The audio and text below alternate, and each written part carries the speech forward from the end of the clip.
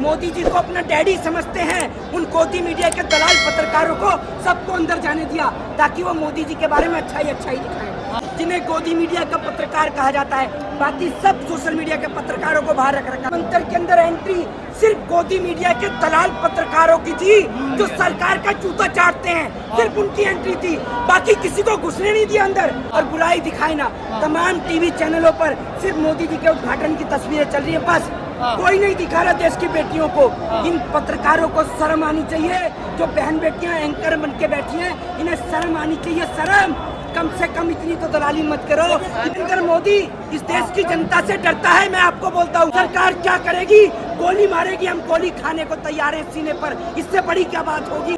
जो किसान अलग अलग बॉर्डर पे आ रहे थे अलग अलग राज्यों से, उनको भी रोक दिया गया, दिल्ली प्रवेश नहीं करने दिया गया है। एक बात आप मुझे बताइए, नई पार्लियामेंट का उद्घाटन है, तमाम मेट्रो स्टेशन बंद कर दिए, तमाम बॉर्डर बंद कर दिए, ये तानाशाही आदमी है। नरेंद्र मोदी इस देश की जनता से डरता है, मैं आपको बोलता हूँ। ये पहले देश के प्रधानमंत्री हैं जो देश की जनता से डरते हैं। तभी तो जब लाल किले से झंडा लहराते हैं तो कंटेनर की दीवार खड़ी करते हैं, जब 26 जनवरी पे भाषण देते हैं तो कंटेनर की दीवार खड़ा करते हैं। ये पहला प्रधानमंत्री है जो देश की जनता से डरता है, क्योंकि इन्होंने, अरे मुंह बंद करो आप अपना, क्योंकि इन्होंने काम ही वही किया है इस देश में, काम ही वही किया है जिससे देश की जनता परेशान हुई है।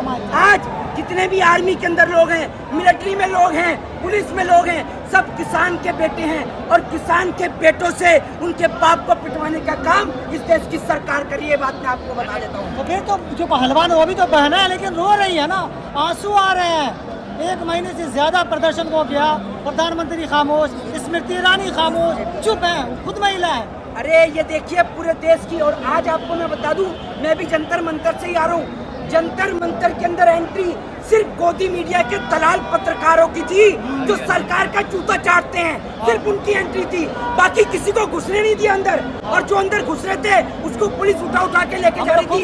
अरे हम गुंडे हैं, हम बदमाश हैं क्या? चोर डकैत आतंकवादी हैं हम?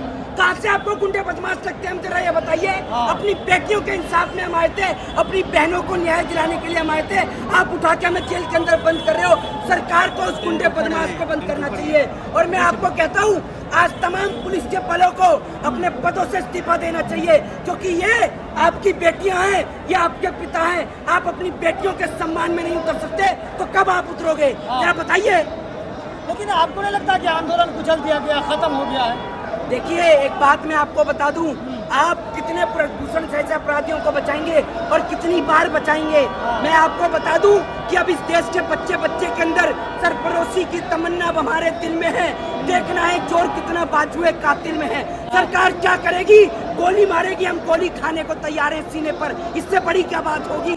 हम अपनी बेटियों की शान में, अपने जवान, अपने किसान की शान में अपना सर कटा सकते हैं। आज की डेट में कोई गोली से मर रहा है, कोई बीमारी से मर रहा है, हम देश की बेटियों को न्याय दिलाते दिलाते मर जाएंगे, हमारे लिए सौभाग्य होगा। लेकिन अब हम इस जंग से पीछे नहीं हटेंगे। हम आपको बात बता देते हैं, टेंट उखड़ गए, टेंट उखड़े चाहे कुछ भी उखड़े, टेंट ही तो उखड़ा है, हौसले तो नहीं उखड़े हैं। जब तक हमारी गर्दन नहीं उखाड़ देंगे ना, सर हमारा धड़ से अलग नहीं कर देंगे, तब तक हमारे हौसले परस्त नहीं होंगे। हौसलों को परास्त करना है तो या तो हमें गोली मार दो या हमें जहर दे के मार दो, तब हमारे हौसले परास्त होंगे। लेकिन सवाल ये है कि संसद भवन का उद्घाटन था, जश्न मना रहे थे, आप लोग खलल डालने में लगे हुए थे। अरे एक बात आप मुझे बताओ, 33 दिन से बेटी बैठी है, कौन सी रुई डाल रखी थी कान में? और क्या बहरे हो गए प्रधानमंत्री? 33 दिन से दिखाई नहीं दिया? 33 दिन से पहले अगर वो बेटियों को इंसाफ और न्याय दिला देते तो बेटियों को जाने की जरूरत ही नहीं पड़ती। और मैं आपको बताऊं, जंतर मंतर से सिर्फ 2 ही मिनट आगे बढ़ने दिया और किसी भी पत्रकार को अंदर नहीं घुसने दिया, सोशल मीडिया के पत्रकार को, ताकि अंदर की खबर बाहर ना आ सके। लेकिन जो मोदी जी को अपना डैडी समझते हैं, उन गोदी मीडिया के दलाल पत्रकारों को सबको अंदर जाने दिया ताकि वो मोदी जी के बारे में अच्छा ही दिखाएं और बुराई दिखाए ना। तमाम टीवी चैनलों पर सिर्फ मोदी जी के उद्घाटन की तस्वीरें चल रही है, बस कोई नहीं दिखा रहा देश की बेटियों को।